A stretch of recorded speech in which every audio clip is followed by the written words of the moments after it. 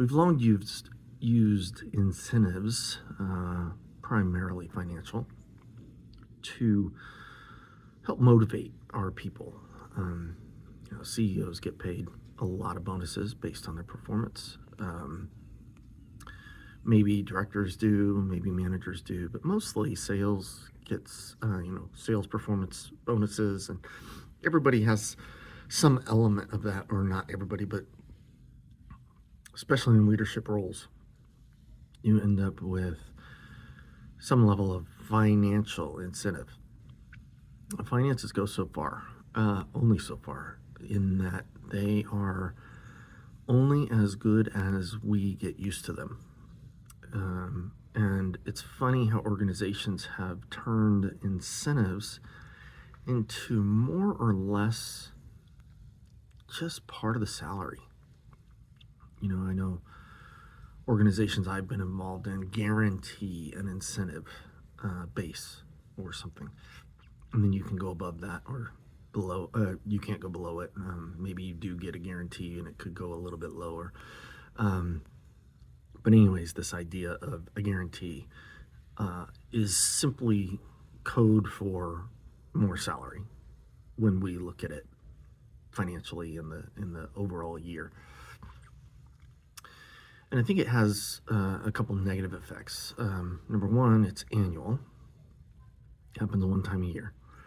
And because of that, there's this opportunity for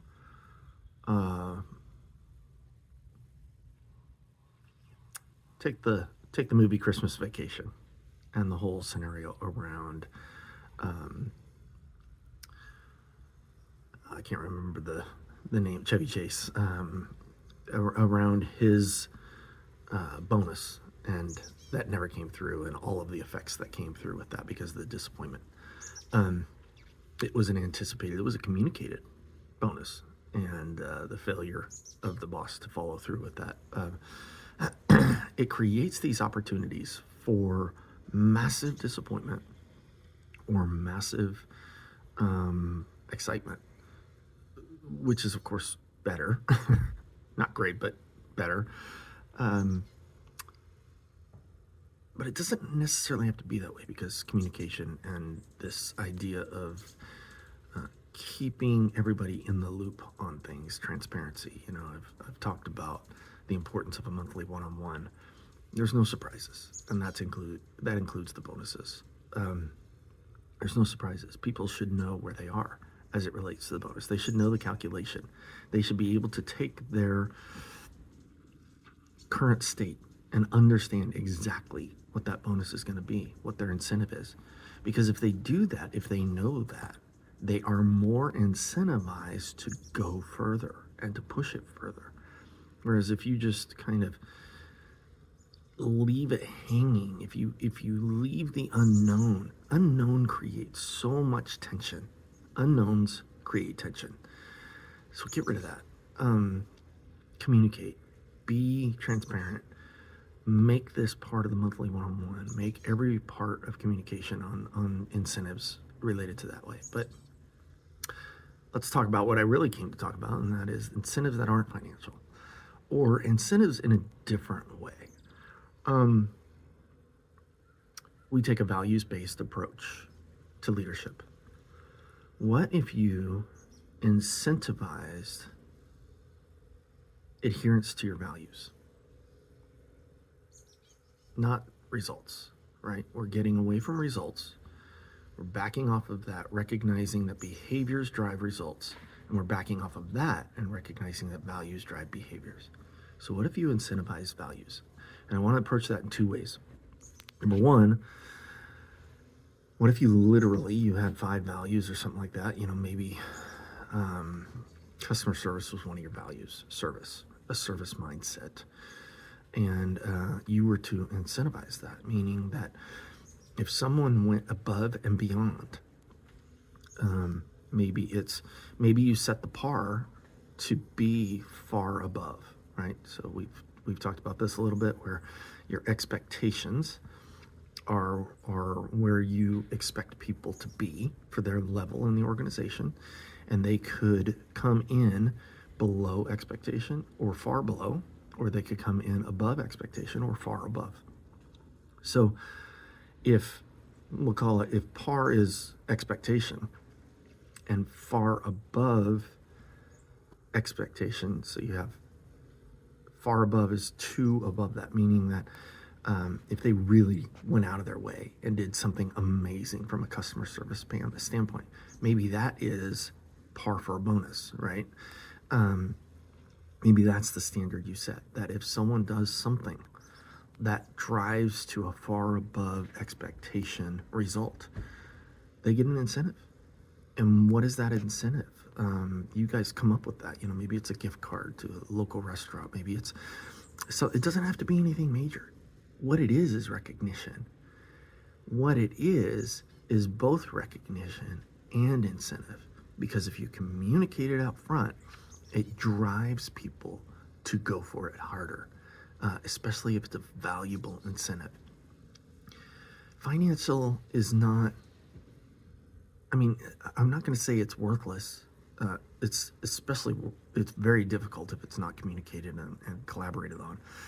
I think it makes a lot of sense for the negotiation phase of a job to make sure that there's a bonus program. I think they're so standardized nowadays that you just got to have it. I get that. Be communicative about it if you want to just make it part of that, part of the salary. As long as it's all up front, everybody knows what's going on. But I think there's a value of the month to month and make sure that things are on track. But what really comes down to play, and especially for those that aren't part of a bonus program, is this idea that I could get a quote unquote bonus every month, an incentive. I could get a certificate of my values, that I was the values guy for the month, or I was the service guy for the month. Maybe you have a single person for each of your values that you want to call out on a monthly basis, and those persons get $100 gift card to something. Maybe it's just a Visa card. They can go spend it wherever they want, whatever. Just some kind of incentive. Celebrate. This ties into that celebration, celebrate often, right? Kind of mindset that, we pay people to get a job done, but that doesn't mean we have to do it and be hard asses about it. Celebrate. Enjoy your team.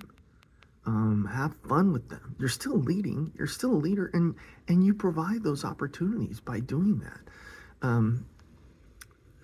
It's just lean into the idea of celebration, of incentives for your team, and for those that are doing really well, and drive specific values. Maybe pick a value of the month and say, hey, we want service to be our value this month, so go for it. We're going to provide a special gift card or something to those that really go after it. And you can gamify it, but remember that in gamifying, people play the game.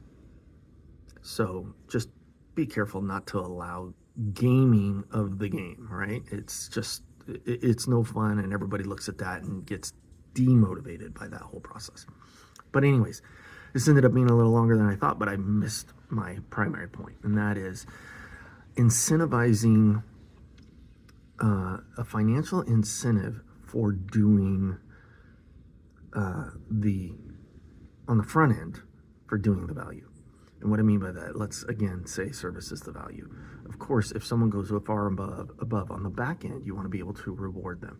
But on the front end, what if you were to say something to your staff that says, look, you do what you need to do in order to provide the proper customer service without ramifications.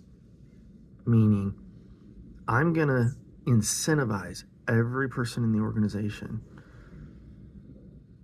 to solve customer problems.